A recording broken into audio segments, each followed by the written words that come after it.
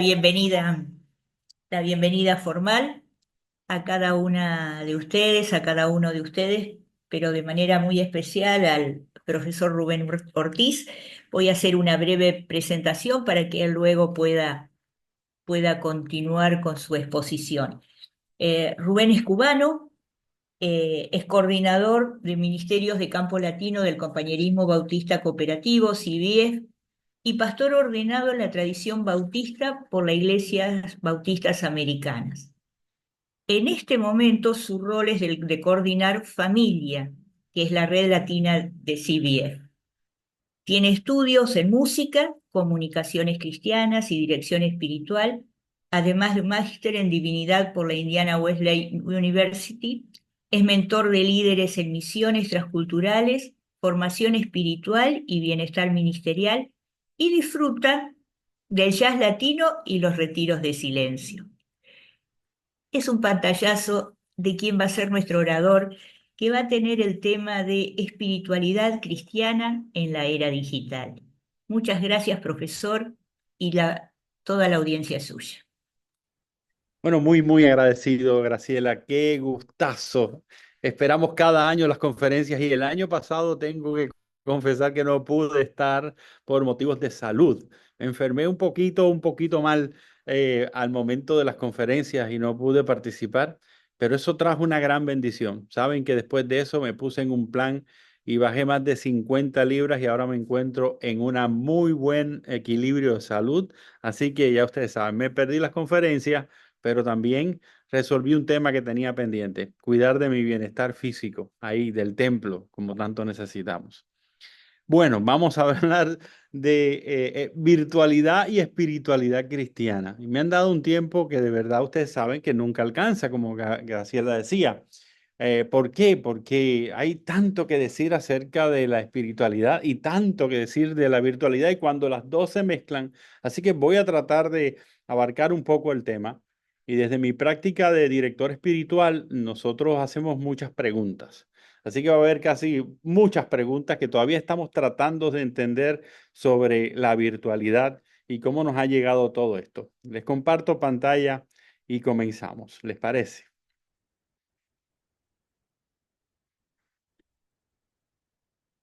Ahí está. Espiritualidad cristiana en la era digital. Howard Thurman, un místico, un activista por los derechos civiles norteamericanos, contaba una historia de su niñez. De pequeño, él paseaba por los campos de su natal Daytona Beach, por cierto, yo vivo cerca de ahí, y se dejó llevar por lo lindo de el campo, al descubrir los árboles, empezó entonces a caminar y de pronto se encontró perdido en el bosque. Y no solamente eso, sino que una horrible tormenta se había formado y estaba ennegreciendo el cielo y todo a su alrededor, formando rápidamente en la tarde una noche oscura, llena de rayos y de truenos.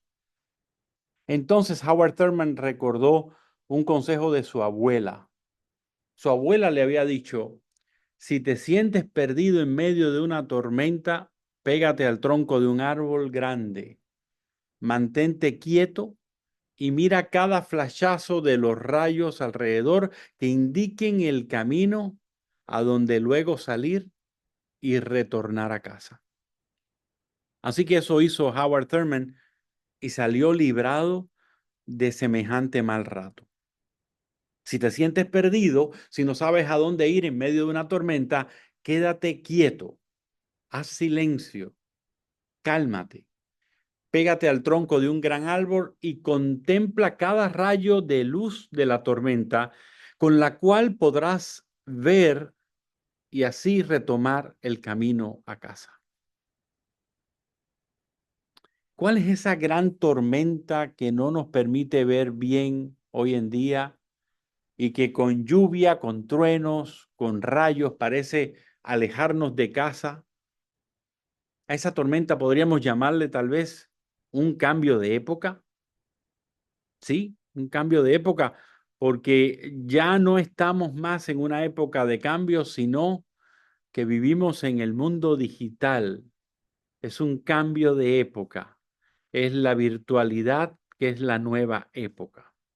Incluso algunos hablan de una nueva época axial o una nueva era axial, que es un cambio mucho más profundo, que se compara a aquel que se produjo unos 200 años antes de nuestra era, entre los 800 y 200 años antes de nuestra era, en el tiempo en que se establecieron las grandes religiones, dice, por ejemplo, el filósofo alemán Karl Jaspers, y él le llamó a esto el momento axial de la historia universal. Y algunos ya están comparando de que estamos viviendo un nuevo momento axial. Es esa gran tormenta, esa imposible de definir, esa conjunción de lo inesperado y de lo impredecible en este tiempo. ¿Y cuál es ese gran tronco que nos permite pegarnos a él? ¿Cuál es ese gran tronco que nos permite mirar el horizonte en busca de luces, flachazos, donde regresar a casa? Sin duda, para mí, usando esta metáfora, es la espiritualidad cristiana. Dice el padre Gutiérrez, las grandes espiritualidades en la vida de la iglesia se mantienen volviendo una y otra vez a sus fuentes. Es un libro que recomiendo, Beber en su propio pozo, del padre Gutiérrez, quien hace muy poco hizo Maletas de Eternidad, sabemos. Entonces, no importa la época, no importa el cambio, no importa el momento que nos ha tocado vivir, la autenticidad de nuestra vida espiritual está en ese continuo regresar, en ese continuo volver, en ese continuo revisitar, redescubrir una fuente que es inagotable, la fuente de la espiritualidad cristiana. Esto coincide con una cita que hace Ronald Rolheiser, el autor Rolheiser, que yo siempre cito para definir espiritualidad. El padre Rolheiser dice, espiritualidad es lo que hacemos con una sed, y también llama con una enfermedad, con un anhelo inextinguible que todos llevamos dentro. Eso es espiritualidad. Según Rolheiser, la espiritualidad no es otra cosa que qué pasa con nuestros anhelos, por ejemplo. ¿Qué pasa con nuestros desvelos, con los disturbios del alma, con la insaciable búsqueda de dejar algo, de dejar un legado, de dejar un pertenecer a esta vida, un escoger, un canalizar de nuestras energías, con darle forma a nuestras acciones y proyectar todo ese fuego interno que Dios mismo ha puesto en nosotros? Así que el sello de ser, el sello de pertenecer a la creación de los vivos, eso es espiritualidad. Espiritualidad y época de cambio o cambio de época, mejor decirlo, espiritualidad y tormenta y lluvia de cosas, demasiadas cosas pasando rápidamente por sobre nosotros, que provocan que cada vez tengamos más sed, una sed que es cada vez mayor y lo vemos en las nuevas generaciones. Y solo el desarrollo de una espiritualidad que sea integradora, una espiritualidad que sea holística, nos va a ayudar a saciar esa sed.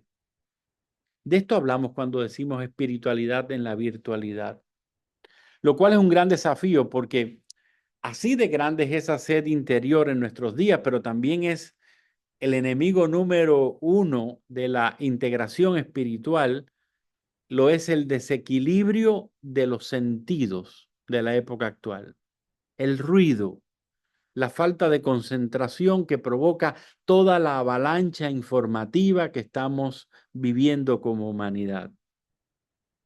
Mientras tanto, yo creo que como iglesia hemos dado muy buenos pasos. Como comunidades de fe tenemos ya nuestros pininos, pasitos cortos, diría yo, sobre, por ejemplo, cómo entender la virtualidad y no solamente satanizarla. Porque estoy un tanto asombrado y tengo que decirlo que con agradecimiento, después de las lecciones aprendidas durante la pandemia, hemos pasado de criticar a aquellos, sobre todo a los jóvenes, ¿verdad? Que no traen sus Biblias a los servicios. Los jóvenes no están trayendo sus Biblias a los servicios, solamente usan el celular. Y pasamos de ahí, de esa crítica, sino a decir, ¿saben qué? Aunque traigan el celular, pero que vengan, que vuelvan a la iglesia. Los necesitamos aquí, por favor. Queremos que todo el mundo use el celular, no importa, tráigalo. Use el celular, por ejemplo, conéctese a las redes de la iglesia y damos la bienvenida al principio de nuestro servicio diciendo, y los que están conectados, también un saludo para ellos. ¿Quién iba a pensar? ¿Quién iba a pensar? Conectémonos a las redes. Está bien que vino al servicio en la iglesia, hermano, pero si usted también puede llegar por allá online y darnos un like en los anuncios, se lo vamos a agradecer. Haga una recomendación de la iglesia en Google, la estamos necesitando, hermano. ¿Quién iba a pensar que íbamos a hablar en esos términos? Ver el servicio de la semana, participar de los grupos de WhatsApp, escuchar los mensajes devocionales en 5 plataformas diferentes, si es posible, darle un likecito al pastor, al devocional de la semana del pastor o el diario, recibirlo, abrirlo, por favor. Así que, qué mucho nos gusta la iglesia, los beneficios de la vida en línea. Aunque al principio la hayamos criticado bastante, ¿no? Al principio era como difícil. Yo creo que las historias se repiten. ¿Se acuerdan esta historia? No muy lejano tiempo atrás, en la televisión había un evangelista que nos decía que la televisión era el cajón del diablo. Pero sin embargo, luego terminó comprándose un espacio en satélite e instaló su propia cadena de televisión de alcance mundial. Y todos dijimos amén, gloria a Dios. Así que empezamos con la crítica de algo y al final terminamos acogiéndolo. Había iglesias en el sur de los Estados Unidos que cuando la radio llegó le llamaban que era un instrumento de Satanás y a la televisión le llegaron a decir television en vez de television. Television era el diablo, el infierno. Estamos cada vez más conectados a través de las plataformas virtuales, tenemos nuevos espacios de expresión ahí y yo creo que lo estamos usando bastante bien, comenzando por el espacio prioritario, que es el del crecimiento personal, la formación, la instrucción teológica, los estudios bíblicos, experiencias ricas, preciosas como esta misma, donde estamos ahora. Son muchos los enlaces que estos días están buscando fomentar la interacción cristiana con lo divino. Ahora, déjenme decirle algo. Eso no nos hace ni más espirituales, ni tampoco necesariamente está contribuyendo más a la proclamación de la buena noticia de Cristo. Solamente es eso, estamos más conectados. Tenemos más cosas que hacer que antes. Es más, ahora hay casi 2 vidas que atender, una presencial y otra virtual. Así que me gustaría hacerme algunas preguntas sobre el desarrollo de esto que yo llamo, que pudiera llamar mi virtuespiritualidad o mi espirivirtualidad. ¿Les parece? Estoy inventándome términos ahí. Mi virtu espiritualidad o mi espirivirtualidad. Por ejemplo, ¿cómo encontrar luces en medio de esta tormenta, en medio de esta avalancha informativa y a la vez mantener una presencia que sea auténtica, que sea espiritualmente consciente en la red, cuidando que la moda del lenguaje de medios no opaque las auténticas experiencias espirituales profundas? ¿Qué retos enfrentamos al querer trascender la mera conexión para dar sentido de comunidad en espacios virtuales? ¿Cómo esta herramienta llamada superautopista de la información nos conecta hacia un sagrado encuentro que sea dialogante con lo divino? Interesante. ¿Cómo ese encuentro sagrado fomenta una inteligencia espiritual que abre el camino para un nuevo espacio sagrado de conciencia universal que lleve impresa la historia de la salvación a un nuevo nivel? A un nuevo nivel. Para eso necesitamos usar mucho de la inteligencia espiritual, que el doctor Robert Emmons de la Universidad de California ha descrito muy, pero muy bien. Él definió la inteligencia espiritual como una capacidad que abarca la trascendencia del hombre, el sentido de lo sagrado y los comportamientos virtuosos. La relaciona directamente con la experiencia religiosa y ética y también la concibe como el uso adaptativo que hacemos de la información espiritual para facilitar la vida. Miren ustedes qué práctico, facilitar la vida de todos los días, resolver problemas cotidianos, conseguir la realización de nuestros propósitos. La espiritualidad nos tiene que servir para eso. Facilitar la vida, resolver problemas, conseguir realización de propósitos. Tal y como sabemos, la vida espiritual no es solo un patrimonio de las personas religiosas, tampoco de la iglesia como una institución. La vida espiritual le pertenece a todo ser humano en su fundamento. Todo ser humano, solamente por el hecho de ser humano, debe experimentar la trascendencia de la vida espiritual. Todo ser humano puede cultivar su vida espiritual y hacer de ella un espacio fuera también del marco religioso. Y eso aplica a vivir su propia espiritualidad en la virtualidad. Por lo tanto, la iglesia tiene que estar ahí. Y tú y yo tenemos que estar ahí. Ese es el nuevo campo de evangelización, si queremos verlo de esa manera. Así que en el ejercicio de esa esencia espiritual es clave que entendamos que entonces la virtualidad se convierte en un espacio aliado y muchas veces preferido de la experiencia espiritual, un lugar donde se privilegia la conexión, el intercambio, un espacio que no es geográfico, que no tiene barreras fronterizas, un espacio que es un no espacio a la misma vez, que se convierte en un lugar prioritario para el ejercicio de la espiritualidad y virtualidad, para la búsqueda del desarrollo humano. Es así en ese encuentro entre espiritualidad y virtualidad que las tecnologías han sido capaces de crear una gran cantidad de entornos simbólicos que son muy representativos para vivir y compartir.